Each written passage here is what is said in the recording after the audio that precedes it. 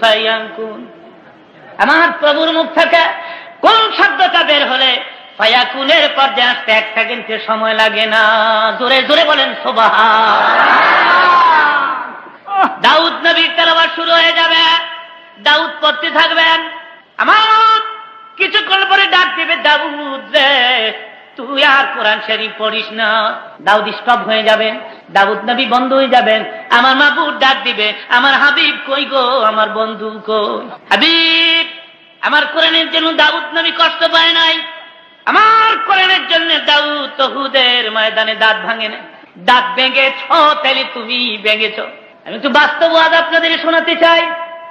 আমি দেখেছি হাজিরা যখন উহুদ পাহাড়ের পাশে গিয়ে দাঁড়ায়, যেমন একটা হাদি নাই রে, উহুদ সে পাহাড়ের পাশে গেলে চোখে পানি আসে না। যদি বলি হাদি কেন কান্দ পাহাড়ের পাশ, হাজি বলে হুজুর এই তো গো এই উহুদ, যে উহুদেরই পাশে নবী দিনের জন্য দাঁত ভেঙে দিয়েছে। পাহাড়ের নিচে ঘুমিয়ে আছেন নবীজি চাচা বীর আমির হামজা। আমির হামজার কবরের কিনারে দাঁড়াইয়া একটু চোখ বন্ধ করলে, একটু রাখা ভাই আসলে যেন দেখা যায় রে কবরের ভিতরে আমির হামজা জিন্দা বসা। আল্লাহ ওয়াজ করেন, লা তাকুলু লিমান ইউকতালু ফি সাবিলিল্লাহি আমওয়াত বাল আহইয়াউ ওয়ালাকিন লা তাশউরুন। দাঁত ভেঙে ক্ষান্ত হয় না উহুদের ময়দানে। কপালের ডান দিক দিয়া লোহার কড়া মাথার হাড় ভেদ করে ভিতরে ঢুকে পড়েছিল। আমার নবী উহুদের মাঠে একটা গর্তের ভিতরে পড়ে যান।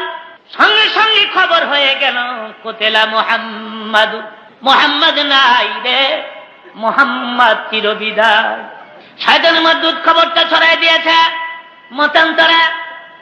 কাফির বেঈমানেরা সারা যুদ্ধের ময়দানে কিছুক্ষণের মধ্যে খবর ছড়াই দিছে মুহাম্মদ না। সাহাবীরা কান্দে, কার জন্য বেঁচে থাকবি রে, কারে মুখ দেখাবি, কেন রে দুনিয়ায় বেঁচে থাকবি, দিলের নবী না এ মুখ দুনিয়ায় কারে দেখাবি। হযরত আলী বলেন, আমার নবী নাই এ খবর শুনিয়া আমি আলী পাগল হইয়া যাই।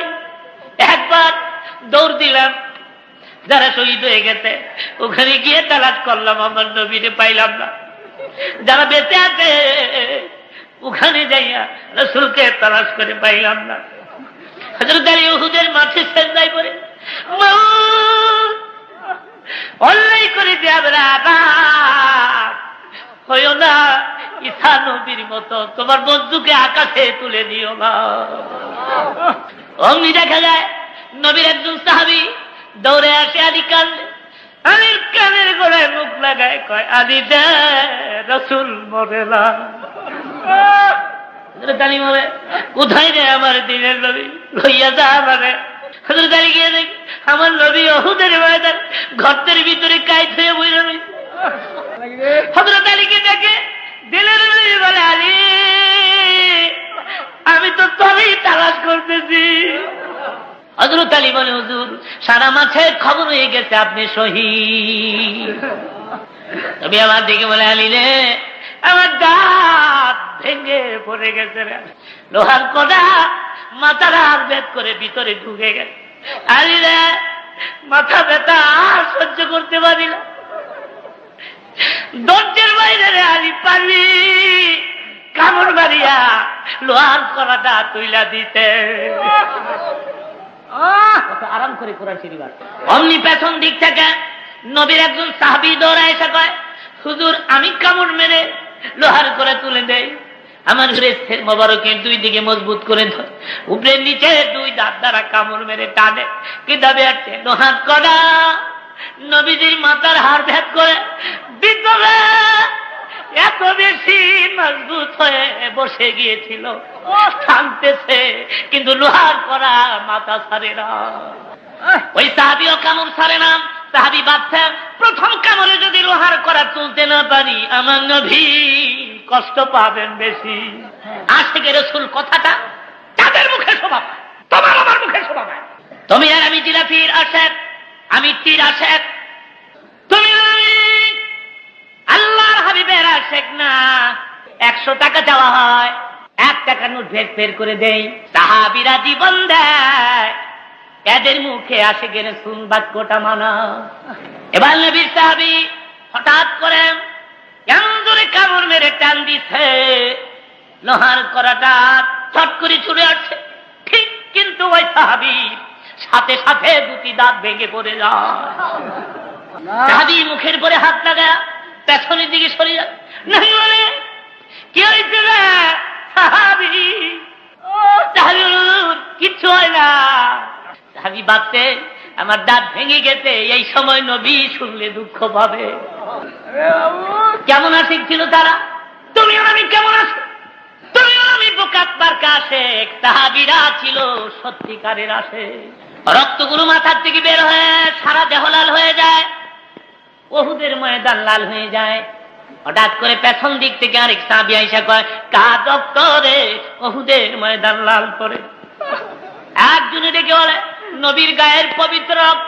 সাহাবী চিৎকার মেরে উহুদের মাটি পড়ে যায়, না আমি নবীর রক্ত উহুদের মাটির সঙ্গে মিশতে দিব না। জিহ্বা বের করে চেটে চেটে রক্তগুলো পান করে। আমার নবী পেছনের দিকে তাকায় কয়, সাহাবী রে আমার রক্ত পান করলি না দুজক হারাম করলি? মদিনায় খবর হয়ে গেল দিনের নবী উহুদে শহীদ। মদিনার অবস্থাটা কি হয়েছিল শোনেন। চারদিক থেকে মদিনার ছেলেরা বের হয়ে যায়, মদিনার মেয়েরা কান্নার রোল পয়দা হয়ে গেল, রাসূল নাই গো, রাসূল নাই। শুধু কি তাই, উহুদের ময়দানে নবী শহীদ শুনিয়া দুধের বাচ্চা মাছ তনে মুখ লাগায় না। নবীর এক সাহাবীর নাম ছিল হযরত আনজালা রাদিয়াল্লাহু তাআলা। ফরজ গোসল করার জন্য পানির কিনারে গিয়ে দাঁড়ায়, অমনি কে জানো রে মদিনার পথ দিয়ে বলে যায়, মদিনার ছেলেরা রে, মদিনার মেয়েরা গো, দিনের নবী উহুদে শহীদ। হযরত আনজালা এই কথা কান স্পর্শ হলে সঙ্গে সঙ্গে গোসলের কথা বলে যায়, দৌড়ে গিয়ে বলি তরবারিটা কই, তাড়াতাড়ি দে। বিবি বলে, তুমি তো না পাক গোসল করো নাই, তরবারি দিয়ে কি করবে? তরবারি হাতে লইয়া আনজালা বলে, বিবি গো কার জন্য গোসল করব? কেন গো গোসল করব? আমার দিনের নবী উহুদে না। বিদায় দে, দেখা হবে হাসরের ময়দানে। তবে আসছে নবীর প্রিয় সাহাবী হযরত হামজা উহুদের ময়দানে শহীদ হয়ে যায়। যুদ্ধ বন্ধ হয়ে গেল। আমার নবী দেখে বলেন, ও সাহাবীরা, যারা শহীদ হয়েছে তাদের বিনা গোসল কবর দিয়ে দে। আসতে পারে হুজুর, শুহাদায়ে কেরামদেরকে বিনা গোসল কেন কবর দেওয়া হয়? জবাব হলো, রক্তমাখা অবস্থায় শুহাদায়ে কেরাম কিয়ামতের মাঠে আল্লাহর দুয়ারে উঠে দাঁড়াবে। আমার মাহবুব ডেকে ডেকে বলবেন, কিরে বান্দা আমার, এত রক্ত তোর গায়ে? ডেকে বলবে, বান্দা জামিনে তোমার দিন কায়েমের জন্য, ধর্মকে প্রতিষ্ঠা করার জন্য যুদ্ধের ময়দানে শহীদ হয়ে রক্তমাখা অবস্থায় তোমার দরবারে হাজির হয়ে গেছি। যারা শহীদ তাদের বিনা গোসল কবর চলছে। হঠাৎ করে দেখা যায় বহুদূর থেকে আবলাকে সারপাগুলো ভেস একটি মহিলা আসতেছে। নবীর পাশে দাঁড়া আল্লাহ হাবিবকে সালাম আনতে ডেকে ডেকে বলে, হুজুর সবাইকে গোসল ছাড়া কবর দিবেন, আমার স্বামী গোসল ছাড়া কবর দিবেন না।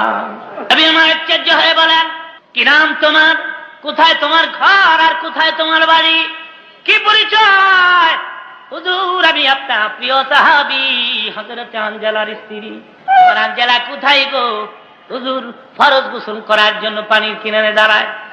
কে যেন রে মদিনার পথ দিয়ে বলে যায়, দিনের নবী উহুদে শহীদ। আপনি শহীদ হয়ে গেছেন, আপনি চিরবিদায় হয়ে গেছেন। এই খবর শুনিয়া আমার স্বামী গোসলের কথা ভুলিয়া যায়, দৌড়ে আমার কাছে হাজির হয়, ডেকে বলে, বিবি গো তরবারিটা দে, আমার দিনের নবী উহুদে নাই গো, কার জন্য গোসল করব? বিদায় দে গো, দেখা হবে আসরের ময়দানে। হুজুর আমার স্বামী না পাক, গোসল ছাড়া কবর দিয়েন না। আবার নবী ডেকে বলেন, সাহাবীরা আমার হানজালার লাশ কোথায় বের কর, গোসল দে। আমাদের কাছ থেকে আওয়াজ আসে, জিবরাইল রে ওহুদে আমার বন্ধুর কাছে যা, আমার সালাম বলে দে, আর বলে দে যে হানজালা আমার হাবিবের জন্য জীবন দিতে পারলো, আমার হাবিবের প্রেমে পড়ে গোসলের কথা পর্যন্ত ভুলে যেতে পারলো। আমি মাবুদ চাই না রে দুনিয়ার সাধারণ পানির দ্বারা তার গোসল হোক। হাবিব আমার একটু আকাশের দিকে তাকায় দেখে আমার রহমতের ফেরেশতারা জান্নাতের বরকতি পানি দিয়ে হানজালার গোসল দিয়েছে। আমার নবী বলে, খবরদার আমার হানজালার কাছে যাস না, তার গোসল হয়ে গেছে রে। নবীর সাহাবী বলে, নবীর কথা বাস্তব পরীক্ষা করার জন্য আমি হানজালার লাশের কিনারে গিয়ে দাঁড়ায় দেখি চুলে লাগা বেবে, দাড়ি লাগা বেবে, পানির ফোঁটা বহুদের মাটি স্পর্শ করতেছে, যেন সবে মাত্র হানজালাকে গোসল দেওয়া হয়েছে। জোরে জোরে বলেন সুবহানাল্লাহ। এরা ছিল আশিক রাসূল, নবীর জন্য জীবন দেয়। আশিক রাসূল কথাটা তাদের মুখে শোভা পায়, তোমার আমার মুখে কোনোদিন শোভা পায় না। যুদ্ধ বন্ধ হয়ে গেল, আমার নবী মদিনার দিকে রওনা।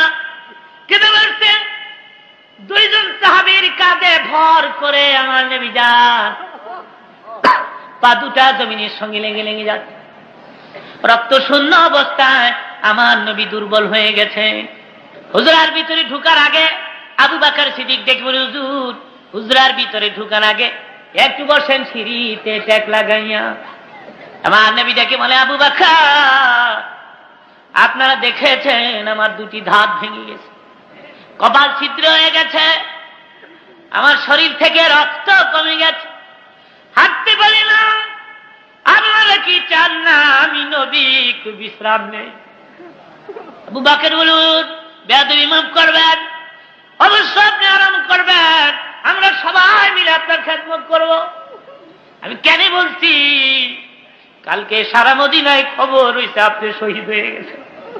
মদিনার ছেলেরা কান্দে, মদিনার ছোট্ট ছোট্ট মেয়েগুলো কান্দে,